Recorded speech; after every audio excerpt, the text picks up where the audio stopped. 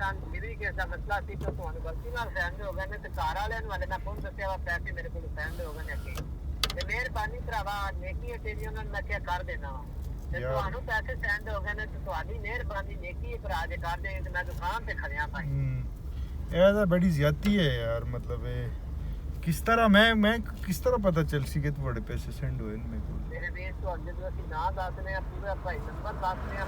ਇਹ ਦੱਸਦੇ ਆ ਤੁਸੀਂ ਮੈਸੇਜ ਚੈੱਕ ਕਰ ਲਓ ਅਗਰ ਸੁਣਾ ਦਿੱਤੀ ਨਹੀਂ ਹੈ ਫਿਰ ਭਾਈਜਾਨ ਹਾਂ ਤੇ ਦੱਸੋ ਨਾ ਜ਼ਰਾ ਡਿਟੇਲ ਤੇ ਦੱਸੋ ਤੁਹਾਡੇ ਕੋਲ ਤਾਂ ਚੈੱਕ ਕਰੋ ਨਾ ਭਾਈਜਾਨ ਕਿੱਥੇ ਚੈੱਕ ਕਰਾਂ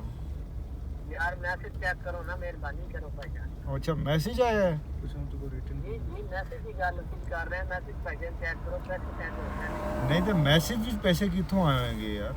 है कड़ा कोई यार सुबह मैसेज सेंड हो जाता है पैसे सेंड हो जाते ना तुसी मैसेज चेक करो बे मैसेज ते पैसे किथे आंदे ने पैसे किससे कीते हैं बैंक ते कीते हैं किथे कीते हैं ओ यार इजी पैसा सेंड है इजी पैसा किते है तो आई है दसो ना यार हां जी मेहरबानी यार चेक कर लेना लेकिन वो इजी पैसा तो नहीं आया मेरे को यार किथों आया भाई नहीं इजी पैसा तो कोई नहीं आया मैसेज चलो भाईजान ठीक है चेक कर लो एक बारी फिर एक मिनट मैं चेक कर रहा हाँ है कोई मैसेज आया हाँ 3737 यार कौन में मैं भाईजान से वही गल कह रहे हैं देखी है कि भाईजान ने 315569158646 आई आईडी ते आया जी जी आगे की लिखा है यार लिखा है पता नहीं कोई 20,000 मेहरबानी हो सकती है वापस हो जाएंगे कि नहीं होंगे 20,000 मैं यार मैं किस तरह वापसी कराऊं मैंने कोई तरीका यार भाईजान किस तरह करना है नंबर दे देना इजी पैसे करना है यार मेहरबानी है तुम्हारी नेकी है नंबर नहीं तो इजी मेरे को यार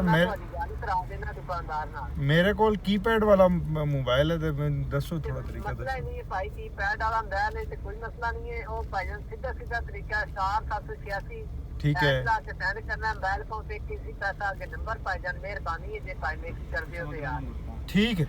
है मैं थोड़ा जा रस्ते च ते सेंड नहीं करना आंदा नहीं आंदा ना मैं थोड़ा जा कर यार मैं दस देना भाई ने यार मेहरबानी है नंबर हाँ दसो ਤੁਹਾਡੇ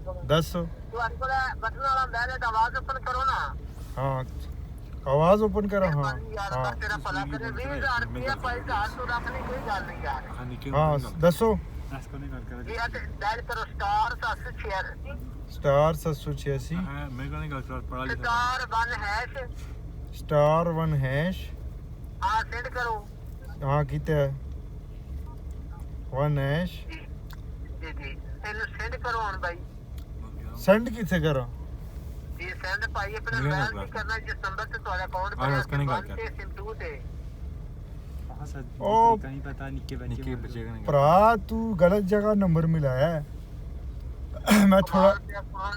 मैं थोड़ा टाइम पास करना सी तो मैं कर दी ते तेनू और करना था दसो